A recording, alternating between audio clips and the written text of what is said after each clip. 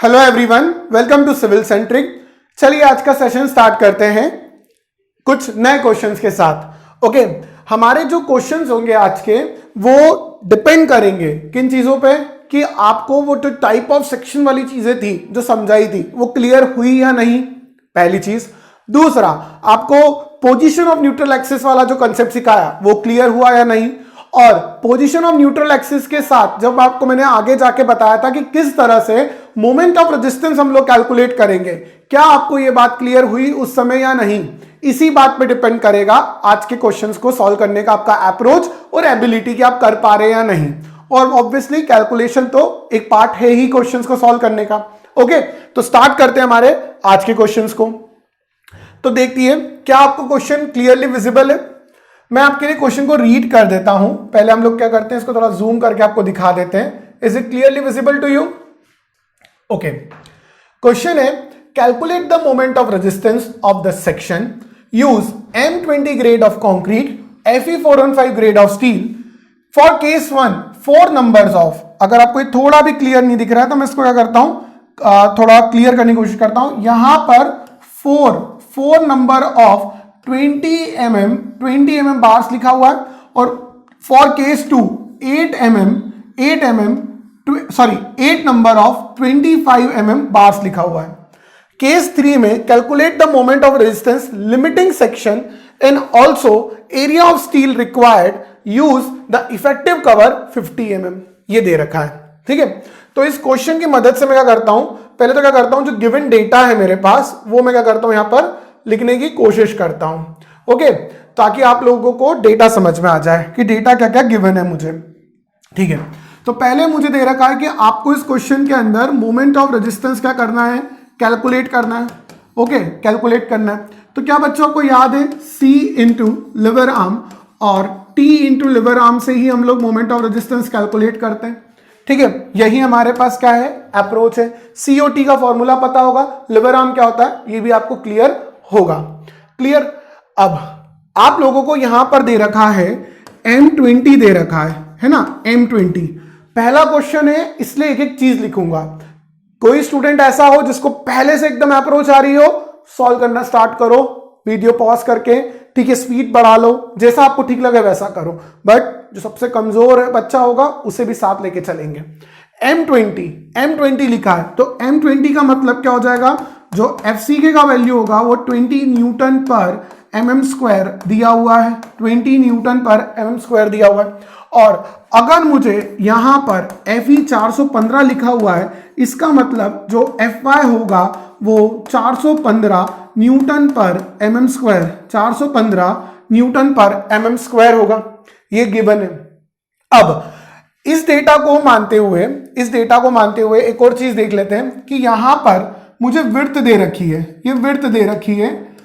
I hope ये आपको visible होगी, नहीं है तो मैं लिख देता हूं कि ये हमें जो विड्थ है ये हमें 400 mm दे रखी है, और यहां से लेकर यहां तक का जो डेप्थ है वो हमें कितना दे रखा है, 600 mm दे रखा है। और यहां पर ये जो कवर है इसका वैल्यू हमें कितना दे रखा है, 50 mm दे रखा है। तो मुझे बताइए क्या इफेक्टिव डेप्थ आप 550 mm लिख सकते हैं, क्योंकि आपने क्या करा, ओवरऑल डेप्थ में से इफेक्टिव कवर को माइनस कर दिया। अब यहां पर मुझे एरिया ऑफ स्टील इस तरह से प्रोवाइड किया गया होगा, ये देखिए एरिया ऑफ स्टील मैंने प्रोवाइड किया गया होगा। सेम सेक्शन रहेगा, सेम डायमेंशंस रहेंगे, सेम ग्रेड ऑफ कंक्रीट और ग्रेड ऑफ स्टील रहेगा, लेकिन बदलेगा क्या, ये बदलेगा कि जब आप एक बार ये चेक करेंगे कि मैं अगर area of steel 4 bar of 20 mm provide करता हूं, 4 बार ऑफ 20 mm प्रोवाइड करता हूं, तो सेक्शन का मोमेंट ऑफ रेजिस्टेंस क्या आता है।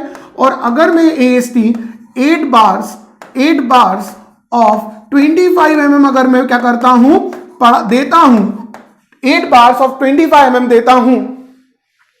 ओके, कुछ ज्यादा ही जल्दी हो रही है मुझे आज, कर रहा हूं धीरे धीरे, ठीक है। ये देखिए 25 mm अगर आप देते हैं, 8 बार्स ऑफ 25 mm देते हैं, तो मेरे सेक्शन का मोमेंट ऑफ रेजिस्टेंस क्या होगा।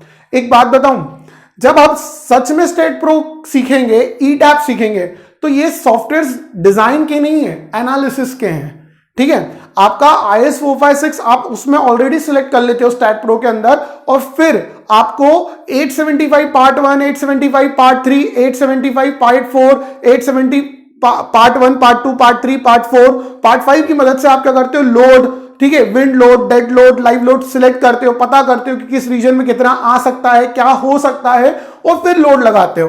ठीक है, तो आपको वो एक एरिया ऑफ स्टील ऑटोमेटिकली अपनी रिपोर्ट में बना के देता है। फिर अगर आपकी इच्छा है कि मैं थोड़ा पैसे बचाऊं या देखूं कि हो क्या रहा है, तो आप वहां पर ये हीट एंड ट्रायल कर सकते हो कि यार चल इसने मुझे 5 बार बोले ना, मैं 4 बार देके तो देखूं, या क्या 5 बार के बदले में 6 बार जाके देखूं। दोनों चीजें आप लोग कर सकते हो। तो एनालिसिस इसी तरीके से होता है। ठीक है, सॉफ्टवेयर भले ही सीख लो, लेकिन टेक्निकली साउंड अगर बनना है ना, तो ये चीज, ये थ्योरी आना चाहिए। ठीक है, इंडिया में रह के, है ना, विदेश जाओगे तो वहां का कोड अलग, वहां की कहानी अलग। क्लियर? चलिए आगे बढ़े, यहां से आगे बढ़े। ठीक है, तो बी और डी का वैल्यू भी मिल गया है ना, तो याद ही लिख ही लेते हैं। यहां पर बी कितना आ गया हमारे पास, 400। बी कितना है हमारे पास, 400 mm, और डी कितना है मेरे पास यहां पर, 550 mm। क्या आपको ये बात भी क्लियर हो गई? डी कितना दे रखा है, बी कितना 400 mm और डी कितना दे रखा 550 mm। ये क्लियर हो गया आप लोगों को, इतना पार्ट क्लियर। चलिए अब अपन क्या करते हैं, केस 1 को ध्यान में रखते हुए सॉल्यूशन को करना स्टार्ट करेंगे। ठीक है, केस 1 को ध्यान में रखते हुए, तो यहां मैं हेडिंग डाल रहा हूं फॉर केस 1। क्या हेडिंग डाल रहा हूं मैं, फॉर केस 1। फॉर केस 1 में आपको AST का वैल्यू दे रखा है 4 बार्स। क्या दे रखा है, 4 बार्स इंटू 20 mm का स्क्वायर, 4 बार्स ऑफ 20 mm का स्क्वायर। ठीक है, ये चीज हो गया। ओके, अब अगर आप मोमेंट ऑफ रेजिस्टेंस निकालोगे तो आपको क्या पता होना चाहिए, मतलब 0.36 FC के B into XU, D minus 0.42 XU, पहली चीज, या फिर 0.87 FY AST into D minus 0.42 XU, मतलब आपको डेप्थ ऑफ न्यूट्रल एक्सिस पता होना चाहिए, पहली चीज। दूसरी चीज, अगर आप ये फॉर्मूला लगाते हो तो आपको ये भी पता होना चाहिए कि सेक्शन का मेरा टाइप क्या है। आपको ये चीज भी पता होना चाहिए कि मेरे सेक्शन का टाइप क्या है। अंडर एनफोर्स है तो ये फॉर्मूला वैलिड है, ओवर एनफोर्स है तो ये फॉर्मूला वैलिड ही नहीं है। हाँ या ना, हाँ या ना, ये बात समझ में आई? क्या ये बात आपको मेरी समझ में आई? ठीक है, अगर आप ये बात से सहमत है तो क्या बच्चों, सबसे पहले मुझे यहां पर depth of neutral axis of balance section पता करना चाहिए या नहीं? Depth of neutral axis for the balance section मुझे पता करना चाहिए या नहीं, ये चीज बताइए आप तो। ओके, तो देखते हैं। सबसे पहले यहां पर लिखेंगे हम लोग depth of neutral axis, depth of neutral axis for balanced section, for balanced section. तो बैलेंस्ड सेक्शन के लिए डेप्थ ऑफ न्यूट्रल एक्सिस पता करेंगे। बैलेंस्ड सेक्शन को ही हम लोग यहां पर इस क्वेश्चन में क्या कहा गया है, लिमिटिंग सेक्शन कहा गया है, क्योंकि हम इसके ऊपर कभी नहीं जाते, ओवर बनाएंगे ही नहीं। तो बैलेंस सेक्शन में ही, बैलेंस सेक्शन को ही लिमिटिंग सेक्शन कहा गया। तो क्या फॉर्मूला होगा हमारे पास, फॉर्मूला जाएगा XU lim divided by D, XU lim divided by D। और अगर FE 415 दे रखा है तो 0.53, 0.53, 0.48, 0.46, तो यहां क्या लिखेंगे 0.48, क्योंकि ग्रेड क्या है 250, 415, 500, तो ये हो गया। अब यहां पर देखिए, अगर मुझे लिखना हो XU lim और यहां लिखना हो 0.48 इंटू D का वैल्यू कितना दे रखा, स्मॉल d का 550, तो बस इसे कैलकुलेट करिए और बताइए इसका आंसर क्या आएगा। तो this will be equals to 264 mm आ जाएगा यहां पर। ओके, तो ये हो जाएगा 264 mm। ये क्लियर हुआ आप लोगों को? चलिए अब यहां से बढ़ते हैं हम लोग आगे। ठीक है, केस 1 की ओर। अब सबसे पहले केस 1 के अंदर मुझे पता करना पड़ेगा कि भैया इसका टाइप ऑफ सेक्शन क्या होगा, है ना, on the basis of type of section for this particular AST, ये मुझे पता करना है। अगर मैं ये पता करना चाहता हूं स्टूडेंट्स, तो मैं क्या करूंगा, सबसे पहले यहां पर एक्सयू पता कर लेता हूं। ओके, अब अगर मैंने एक्सयू पता करना है तो एक्सयू के लिए फॉर्मूला मेरा क्या लगेगा, 0.87 FY AST अपॉन में 0.36 FCK B इंटू एक्सयू लिखने वाला था लेकिन वो तो यहाँ है। ठीक है, चलिए तो यहां पर लगाते हैं फॉर्मूला 0.87 FY 415 AST 4 बार, कितने mm के 4 बार, 20 mm के 4 बार अपॉन में क्या करा 0.36 FCK कितना 20, B कितना 400।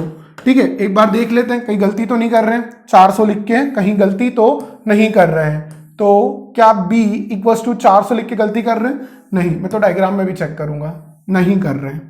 तो अगर हमने गलती नहीं करी है तो बस यहां से हमको सॉल्व करना है।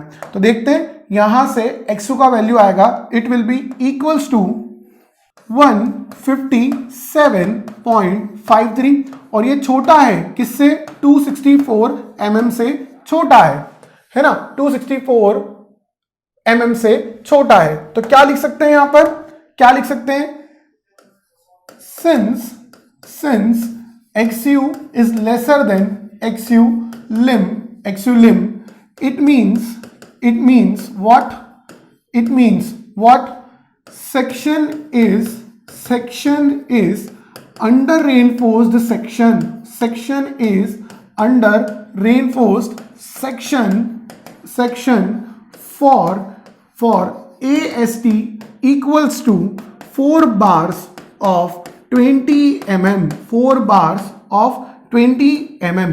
ये बात समझ में आई, 4 bars of 20 mm, क्या ये बात यहां पर समझ में आई स्टूडेंट्स? अगर ये क्लियर तो आगे बढ़ते हैं, 157.53 है, आगे बढ़ते हैं। आगे की कहानी क्या होगी, मोमेंट ऑफ रेजिस्टेंस की। आगे की कहानी किसकी होगी, मोमेंट ऑफ रेजिस्टेंस की।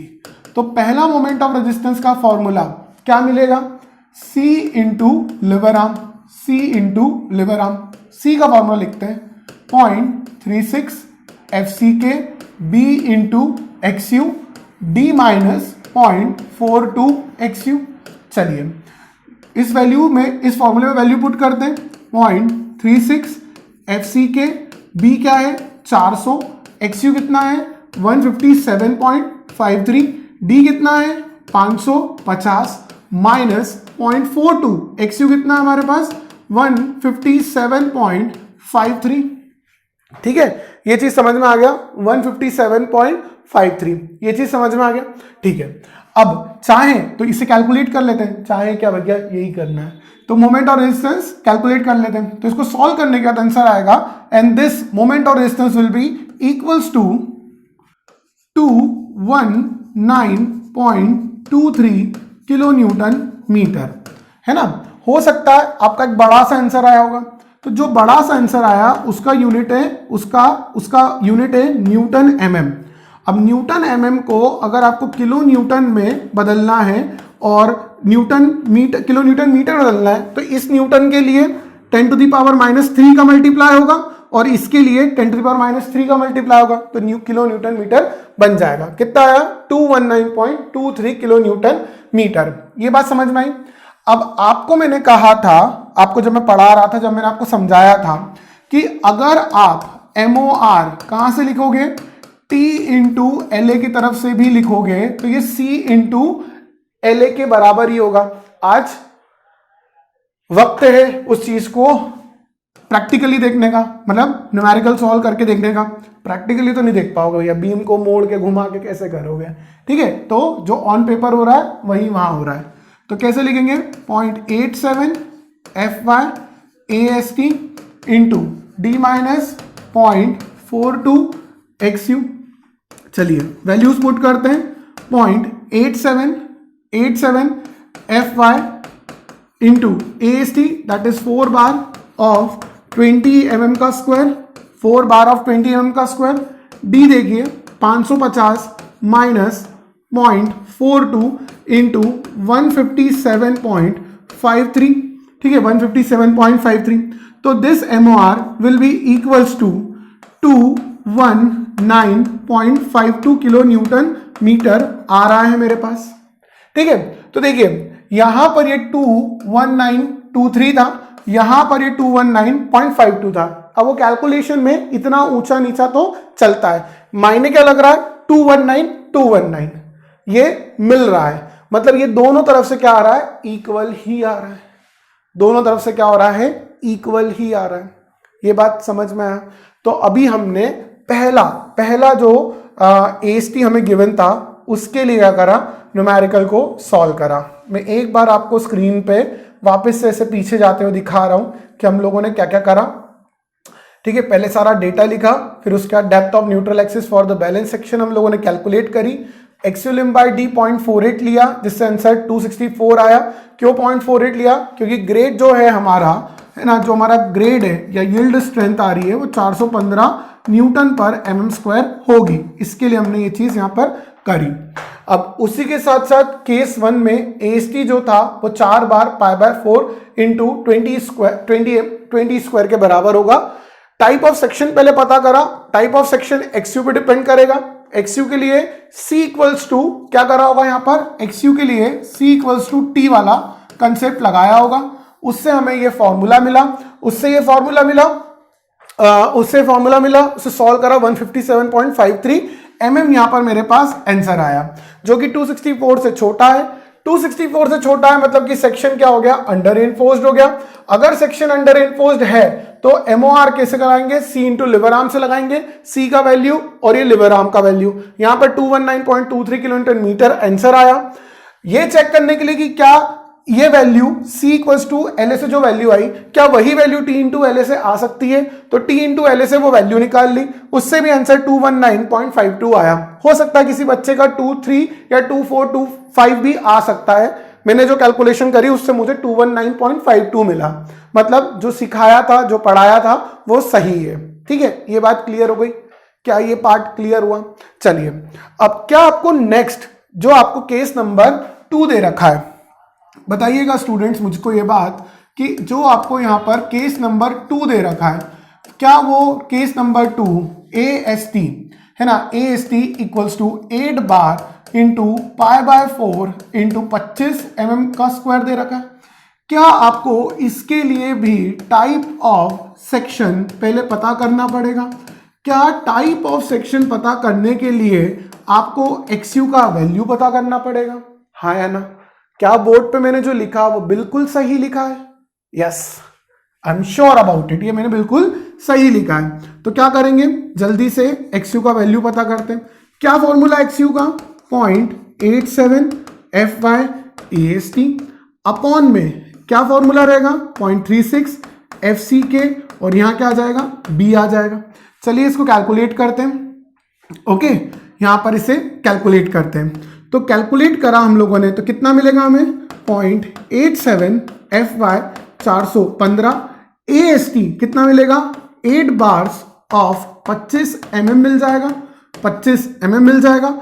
और यहां पर देखते हैं तो 0.36 FCK 20 होगा और B कितना हो जाएगा, 400 हो जाएगा। तो यहां से XU का वैल्यू जो मिलेगा, it will be equals to 492.30 mm, है ना, ये हो गया, जो कि बड़ा है 264 mm से, 264 mm से। क्या ये बात क्लियर हुई? क्या ये बात यहां पर सभी स्टूडेंट्स को क्लियर हुई?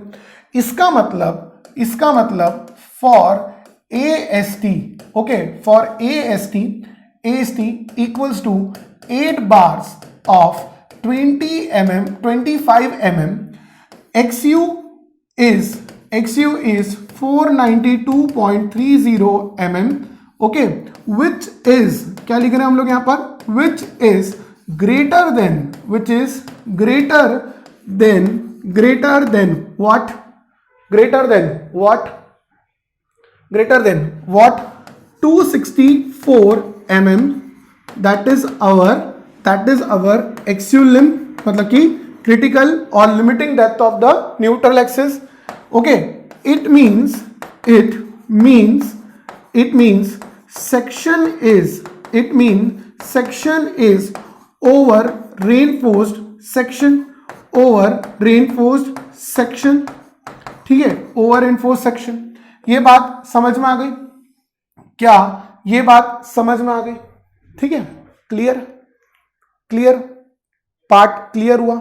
चलिए अब आप देखिए कि मैंने आप लोगों को एक बात समझाई थी अभी प्रीवियस सेशन में, ओवर इन्फो सेक्शन का मोमेंट ऑफ रेजिस्टेंस लिखने का कंसेप्ट सिखाया था।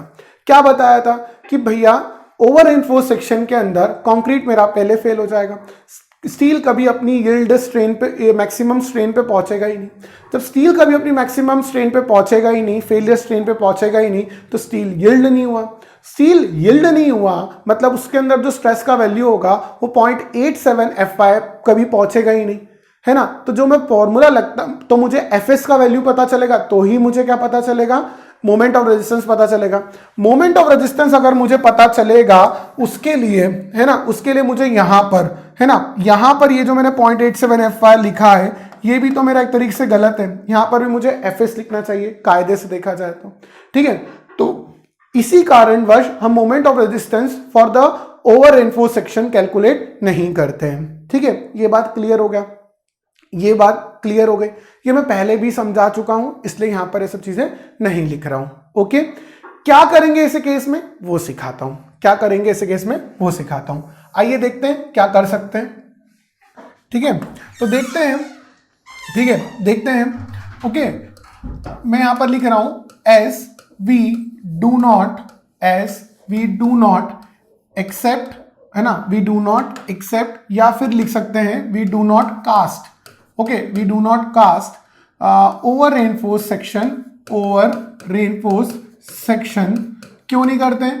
Due to, okay, due to sudden, okay, due to sudden failure of concrete, due to sudden failure of concrete, okay, concrete, the maximum, है ना, the maximum, okay, maximum moment carrying capacity, the maximum moment carrying capacity, the maximum moment carrying capacity is limited to, है ना, the maximum moment carrying capacity is limited to the moment carrying capacity या फिर the moment of resistance, the moment of resistance of balanced section, moment of resistance of the balanced section, balanced section मतलब maximum moment carrying capacity कहां पर होगी? जो moment of resistance किस कौन देगा मुझे? Balance section. मैं कभी ओवर एनफोर्स की तरफ जाऊंगा ही नहीं। ये बात क्लियर हो गई क्या? ये बात क्लियर हो गई? मतलब मुझे क्या करना चाहिए अगर मुझे maximum moment carrying capacity section की निकालना है, ठीक है। मुझे अगर मैक्सिमम मोमेंट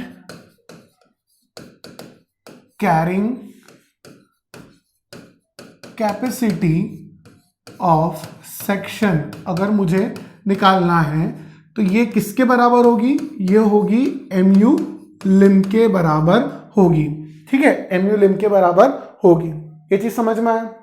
mu लिम अगर मुझे कैलकुलेट करना है तो मैं देखिए फॉर्मूला यहां पर क्या इस्तेमाल कर रहा हूं, that is 0.36 FCK B into XU lim माई into D minus 0.42 XU lim, okay, 0.42 XU लिम।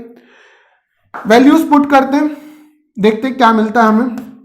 0.36 FCK का वैल्यू कितना है? 20, B का वैल्यू कितना है? 400, XULIM का वैल्यू 264, D का value 550 minus 0.42 into 264 again XULIM। तो यहां से मुझे बताइएगा इसका आंसर कितना है। तो this will be equals to 3396 kilo newton metre, 3396 kilo newton metre, ठीक है। क्या ये वैल्यू मेरे moment of resistance of the under reinforced section से ज्यादा है?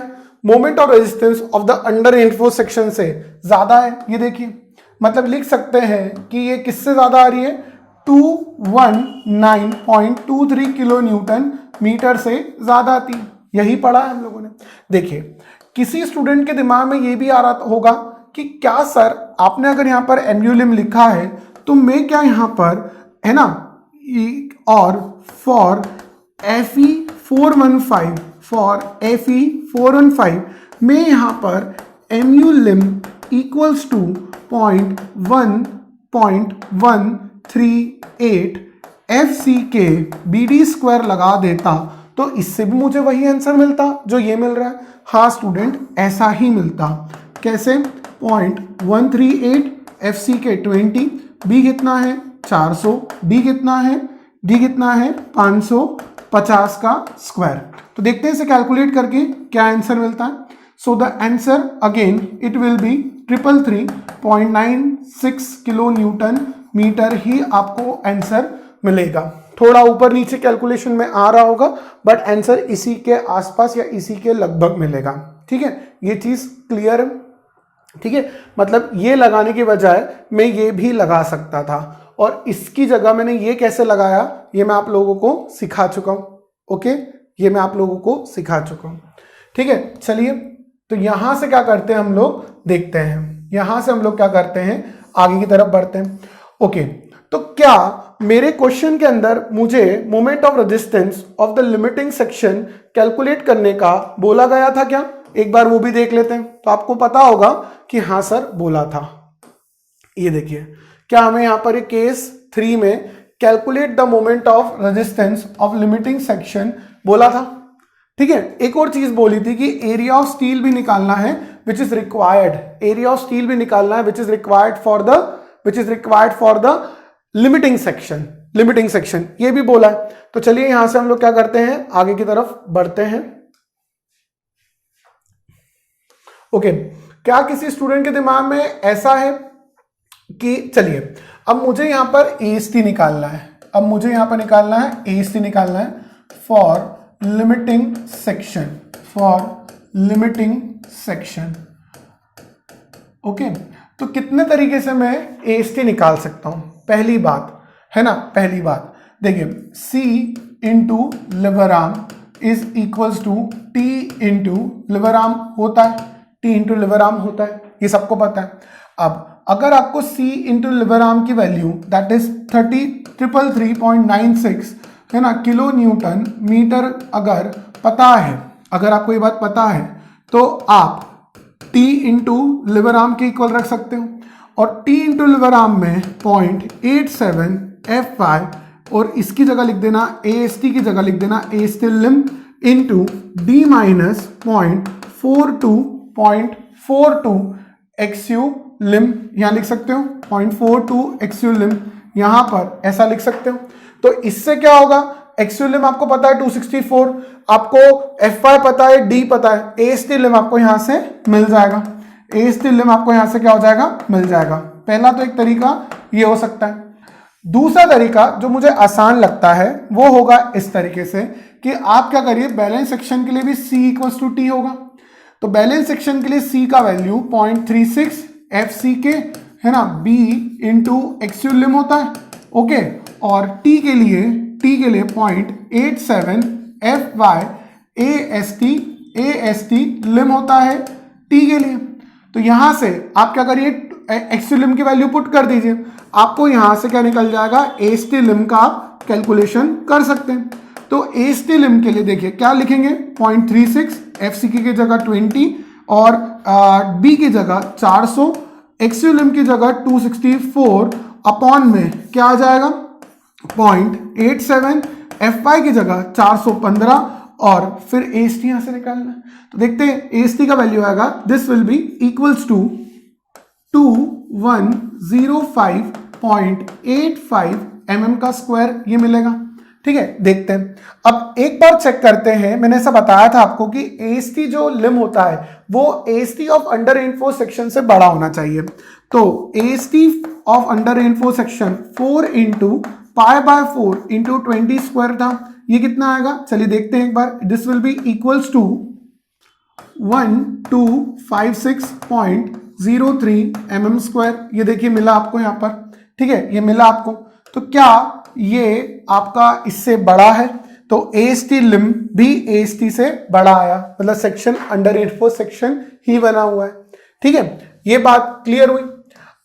आप चाहें तो एक और चीज देख सकते हैं। ठीक है, एक और चीज देख सकते हैं। क्या देख सकते हैं?